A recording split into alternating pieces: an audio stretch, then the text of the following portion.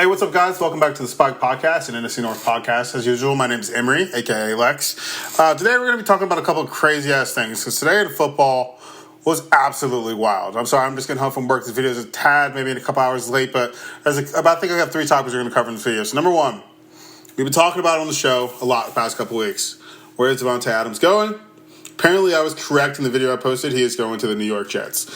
Now, the Jets are coming off a pretty bad loss last night. It was kind of a rough thing. Aaron was on the Pat McAfee show, and he was saying that, they expected to be in higher spirits than they were. But then Devante Adams just appears out of the side of the frame. The entire mentality shifted for the interview. And now I'm wondering if, the inclusion of Devante Adams into that team is going to have any positive effects on the receiver core. I mean, we also see Garrett Wilson has a lot of talent. I think that, there's definitely a lot of things that all these young bucks can pick up from Garrett Wilson. And I think that a lot of people are going to be excited to have a guy like Devante in the room because, like I said, him and Aaron have a lot of chemistry. I think that that's definitely going to, aid and help them out on their last little hoorah towards a playoff berth. But, with the firing of Robert Saleh, there's really no other excuses. Like, people can say, Aaron didn't have his receivers, Aaron didn't have this, Aaron didn't have that. Aaron Rodgers has everybody he's asked for now. I'm not sure whether or not, Robert Saleh not being in the building is, having an effect on them, but, their next couple games are going to be pretty interesting to say the least. So here's to wishing the Jets the best. Now, topic number 2. Amari Cooper traded to the Bills. Now, the Buffalo Bills, they had a hot start off to their season. Josh Allen has always been has one of the strongest arms in football, and I think that there's definitely a lot that can be learned and picked up from some of his crazier throws and passes. Unfortunately, he does throw a lot of interceptions. So maybe the inclusion of Amari Cooper, who is a pretty solid receiver.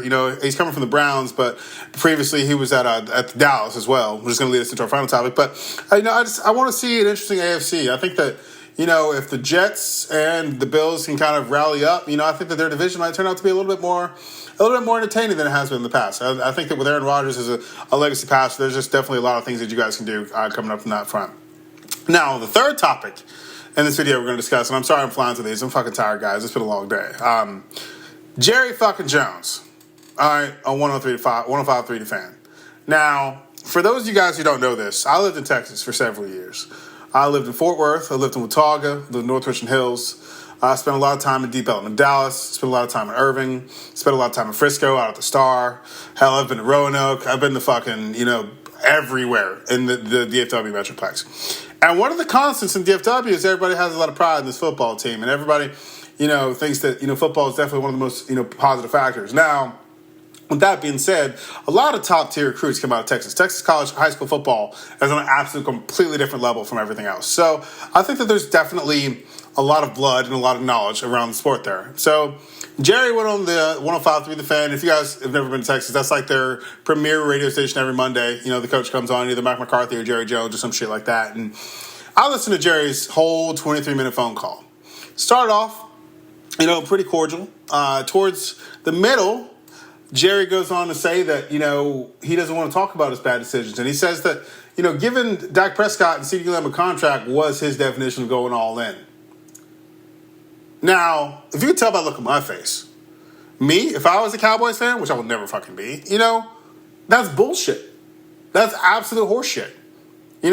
Previously, the coach got fired who was 1-7 before Jason Garrett came on. But here's Jerry Jones in the interview saying, hey, I'm not going to do that. I'm not going to do that. And sure, he cited some, fairly plausible reasons, but the part where I took offense to the whole thing is why? Look, man, you guys have to do something with the Cowboys. Dak Prescott is the highest paid athlete in the entire NFL. And once Jerry's called into question, because a lot of the Dallas fans are pissed off it, he's been saying the same shit since he bought the team. It's been, 30, 34, 39, some crazy years since they won an NFC championship? Hell, last time they had a Super Bowl was in the 90s.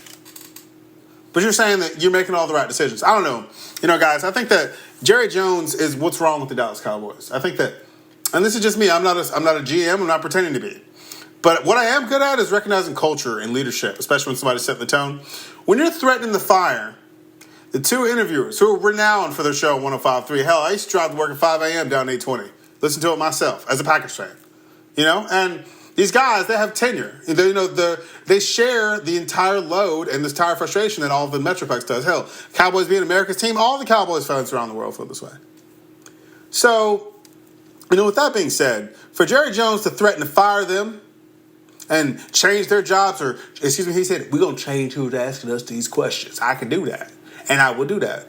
I'm sorry, Jerry, that's more action than you putting the drafted fucking players for your football team. Fuck are you talking about? You're 82 years old, starting off a show, losing to the Detroit Lions by fucking 30-something points, talking about fucking sugar plums? No, Jerry. This is not how we do this. The Dallas Cowboys will always choke if this is the guy who's at the helm. I mean, shit, Mike McCarthy has to do such a crazy dance to where he doesn't overshadow Jerry just to keep his fucking job. So, I don't know. I think the Cowboys are playing like shit, which I'd love to see, but, I mean, fuck. The NFC East is a goddamn mess right now. The Eagles are washed. The Cowboys are washed. And the Commanders are probably going to win that damn division, which is crazy because they got Jaden Daniels, who's a rookie. So, guys, I mean, with all this being said, I think that right now, this is coming down to the second third of the season. And I think right now we just got to see what's going to happen. Jerry Jones is talking too damn much as per usual. Devante Adams of the Jets is going to be really exciting.